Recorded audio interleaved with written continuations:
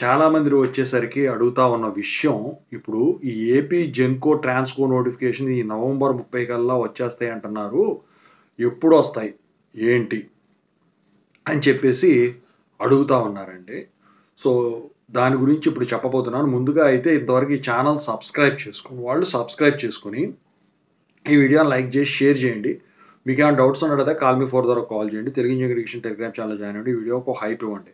ఇక టాపిక్‌లో వెళ్తే ఏంటంటే, వీళ్ళు మీటింగ్ పెట్టి ప్రభుత్వం దగ్గర నుంచి పర్మిషన్ తెచ్చుకున్న తర్వాత నంబర్ ఆఫ్ పోస్టులు వీటన్నిటిని చేసిన తర్వాత నవంబర్ 30 కల్లా నోటిఫికేషన్ రిలీజ్ చేస్తాం. ముఖ్యంగా ట్రాన్స్‌కోది ముందు అని చెప్పేసి వెబ్‌సైట్‌లోది వాళ్ళది గవర్నమెంట్‌ది. సో, దాంట్లో అయితే వీళ్ళు చూపించడం జరిగింది.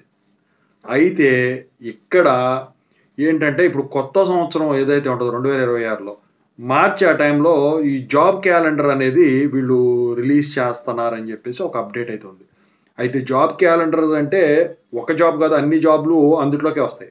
సో, ఆ జాబ్ క్యాలెండర్‌లో ఈ ఏపీ జెన్‌కో, ట్రాన్స్‌కో నోటిఫికేషన్ సంబంధించిన డేట్స్ కూడా ఇచ్చేదానికి ఛాన్స్ ఉంది. కొత్త సంవత్సరంలో ఈ నోటిఫికేషను దింపేదానికైతే వీళ్ళు ఛాన్సులు కనపడుతున్నాయి. అంటే అంటే అన్ని రంగాల్లోని గవర్నమెంట్ సంబంధించిన ఉద్యోగాలు ఏవైతే ఉంటాయో వాటికి సంబంధించిన నోటిఫికేషన్స్ అన్నీ ఆ జాబ్ క్యాలెండర్‌లో దోసేదానికైతే ఛాన్స్ ఉందన్నమాట.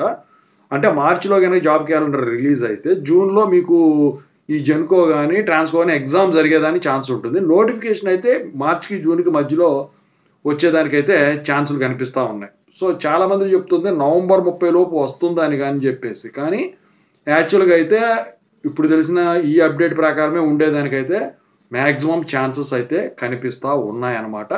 ఇంకోటేంటంటే ఈ ఏజ్ గూడా 45+ వరకు ఏపీడీఎస్సీ లాగా పెంచేదానికి ఛాన్స్ ఉంది జనరల్‌లో గూడా అని జెప్పేసేసి ఒక అప్డేట్ అయితే ఉందన్నమాట. మరి ఏం జేస్తారో చివరికి చూడాల్సుంది.